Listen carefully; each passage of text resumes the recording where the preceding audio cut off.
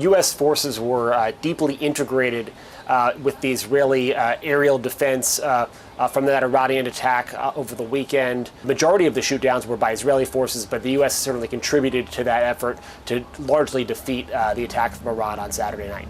President Biden and really the entire Biden administration has been reaching out to their Israeli counterparts at all levels over the last several days now, encouraging them to act with restraint and wisdom as they respond to Iran's attack, saying that the strength of the defense mechanism of the U.S. and allied and Israeli efforts to shoot down the Iranian attack is itself a deterrent to future Iranian actions. The U.S. certainly does expect some sort of Israeli response to Iran, but is hoping that they can encourage Israel to contain it and constrain it so it doesn't lead to wider escalation.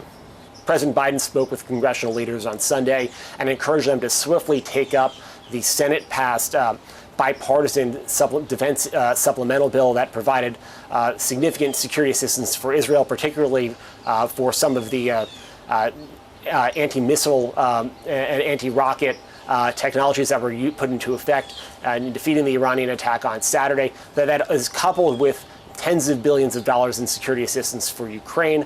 That has been stalled in the House for months now. President Biden convened the heads, the G7 leaders in a conference call on Sunday morning where there were some discussions over how to respond to the Iranian attack on Israel, which was unprecedented, the first direct attack by Iran on Israel proper. One of the things that came out of there was a discussion of sanctions, as well as the designation of the Islamic Revolutionary Guard Corps in Iran as a terrorist organization by some of the G7 partners. Blinken will certainly continue those conversations since no resolution was reached, but there was certainly an agreement on Sunday to keep the conversation going. So that's one of the things that Blinken will be huddling with U.S. allies on in the days ahead.